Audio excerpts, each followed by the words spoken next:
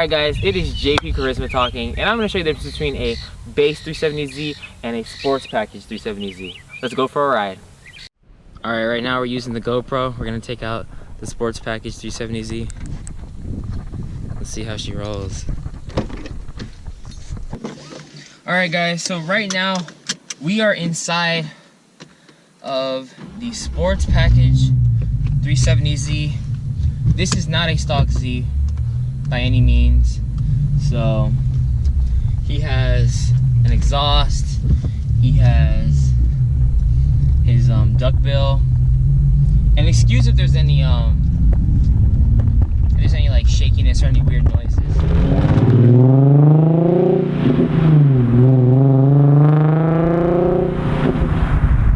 One of the differences in the sports package 370Z is that it comes with a limited slip differential. That means both wheels will grab traction on the floor.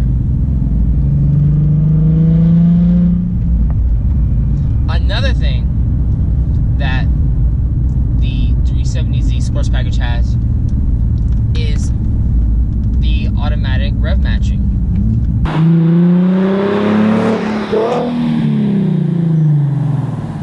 I think the rev matching idea is pretty cool, that it rev matches for you, especially for people who aren't experienced with blipping the throttle.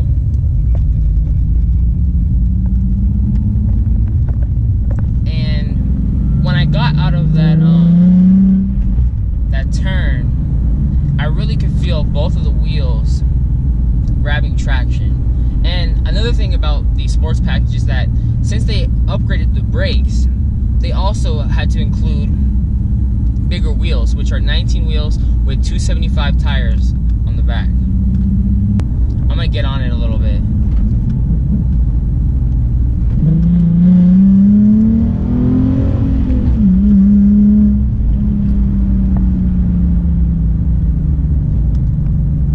Feels really good, especially when I stop. I'm gonna try one more thing. I'm gonna try and see the difference in the Accubono brakes compared to the base model before I get in it. Alright, I'm gonna try and get to almost 50 miles per hour, and then I'm gonna stop.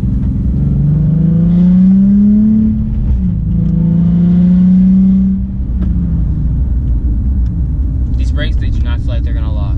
It just feels like a sports package 370Z, even though it is. Very cliche, but it really does. I might be a little biased towards my car, but since I drove that one, we're gonna make a quick comparison between the two. I don't know why my car wasn't starting right. Alright, but we are inside of my car now. So I'm gonna do the quick comparison. It drives about the same.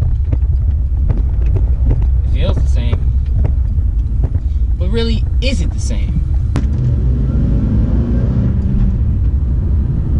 Yeah, it has the same amount of turning radius, the stock one, compared to the sports package.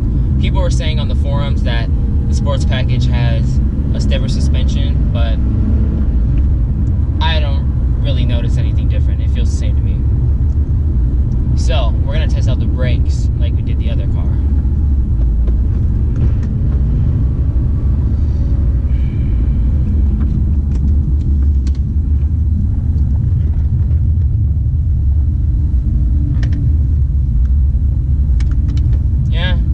Still feels the same to me. I went around the same exact turn.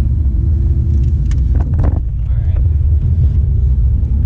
So, I'm in second gear, and I'm going to stop once I hit like 45 miles per hour.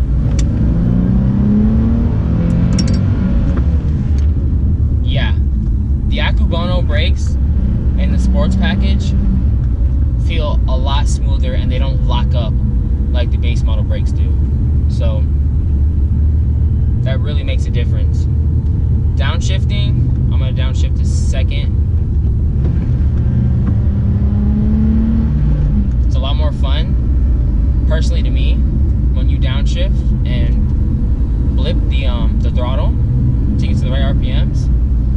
But if you're not experienced with doing that and you don't feel like you're gonna be able to downshift correctly, then I say you go ahead and you get the sports package.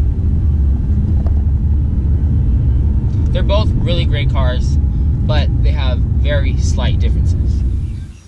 Alright guys, to wrap it all up, with the three major differences, the limited slip differential, the brakes, and the rev matching on the sports package. And not so much on the base model, that really doesn't have that much to offer, but they were two very similar but different cars. And I feel like with the sports package, you kind of get what you paid for, and if you have the extra dollar, I think you should go ahead and get the sports package 370Z.